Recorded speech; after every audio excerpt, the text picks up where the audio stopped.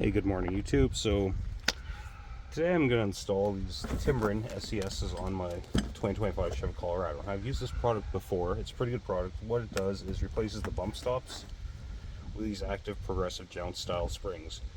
It's just to give it a little more, prevent squat. Now, because mine's a Trail Boss model that has a bit of a lift, a lot of lifts in a block under the between the spring and the axle. But I kind of measured, and these would sit like 1.25 inches off the frame, so I want them a little higher. So I made some 3/8 shims. They're not the prettiest shims, but they're simple. You can buy shims from Timbren, but they're kind of expensive actually. So because I'm going longer, I cannot use the supplied countersunk bolts, so I couldn't find countersunk ones, so I'm using conventional bolts and I'm going to use washers. Now to assemble these, I've got these plates. So what these plates are going to do is you're going to really loosen the U-bolts, take out the old bump stop, and slide these under. So now for the install part. Hopefully this will go well.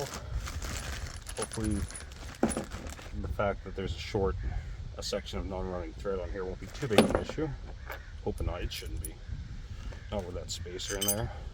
Put that through the hole. Put that through there. Yeah, that should work good. And put this here. Now the tricky part about installing these is getting the nut down into that hole. Now you could probably put some grease in the socket you're going to use, or just be really quick. Not like that. What can I do here? Take a piece of bag, piece of this parts bag. Maybe I'll stuff it in the socket hole. Put the nut in there. Hopefully that'll be enough to. Oh yeah, that'll be plenty, and that's enough to keep it from falling out. So that's gonna help you out a great deal. And like I said, you could probably use a dollop of grease too, or whatever you have. Get that in there, get it started. Now luckily these are just 3/8 bolts, they're nothing fancy. No metric crap. Okay, I think that's going on. Oh yeah. Okay, now that's on. Take a second to ratchet.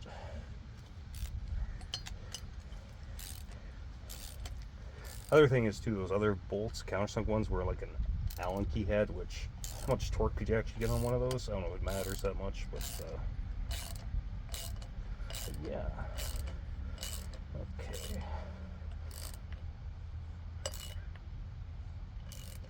Okay, that's really plenty tight. And these do come with nylocks, so it should stay nice and should not come free.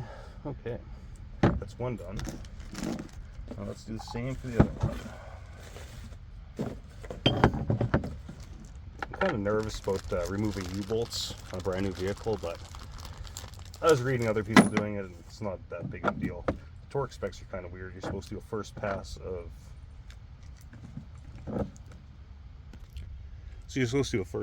59 degrees, 59 pound-feet, and then do 125 to 135 more degrees of travel when you're retorquing those. So that's kind of different, but maybe that's normal.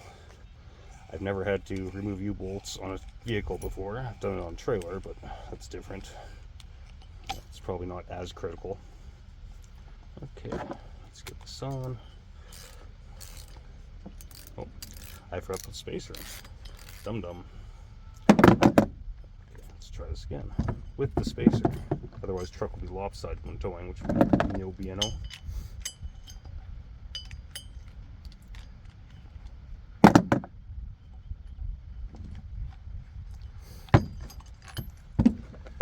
Spacer on, that on. You know, it's weird, they actually glue the washers down. On other trucks I've done, the washers at the bottom of the Timbren were actually loose, which actually made things also a pain in the ass. But someone must have mentioned that to them, that maybe they should try to have it so it's kept in place, so you're not fighting, trying to line up the washer inside of the Timbren. So there's an American product. This is a Canadian product. There's an American product similar to Sumo springs. Never used them. These are just, I mean, I'll buy Canadian when I can, right? I'm sure in the States you buy American when you can too, right? But anyways, oh yeah.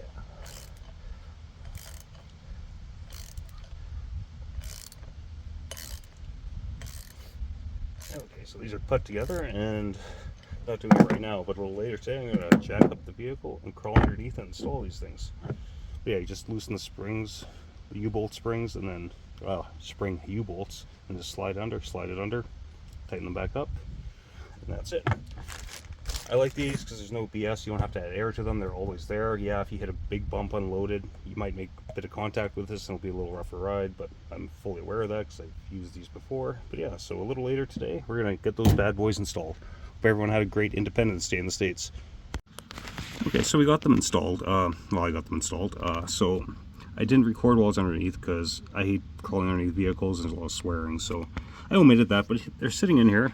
Move the U-bolts, put these in its place of the old bump stops, and then I got about to a knuckle there, so I'm guessing that's probably about 5/8, 3/4 of an inch. So that's how much travel I have before they engage. Now that's not a ton. We're gonna take it for a ride and see if it's noticeably bumpy. But I already have. Let's get my seatbelt on here. Just give me a sec. Putting on the seatbelt.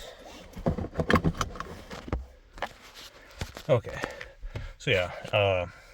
My tires are still aired up from pulling the trailer. I leave them like that all summer, so there's a rough ride because of that. But we're just gonna Latino community. We're gonna take a drive around to see how it is.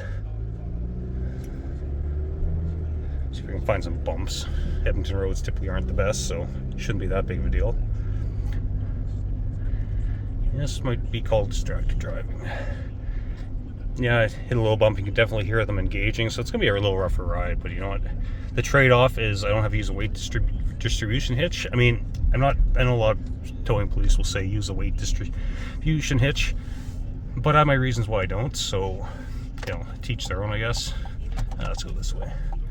But yeah, I found with the Timbrens, it keeps it stable. And like when I'm pulling the trailer back from Tazapalooza with this, it pulled fine without Timbrens, but the problem was on the way back from Calgary to about Ponoka, there was a hell of a crosswind, and you could just feel it tugging in the back end, rolling a bit, right? But I think these will be fine. They're a great product. Like I said, they're pretty similar to the Sumo springs made in the United States. I bought Timbrens because they're made in Canada. We don't make a lot of stuff in Canada anymore. I think the United States is kind of in the same boat there, but you know, buy local when you can, right? Anyways, hope everyone's having a great day. I think these are gonna be fine. The ride doesn't seem that bad, actually. You can feel it if you had a bigger bump them hitting, but it's okay. Anyways, take it easy. Bye.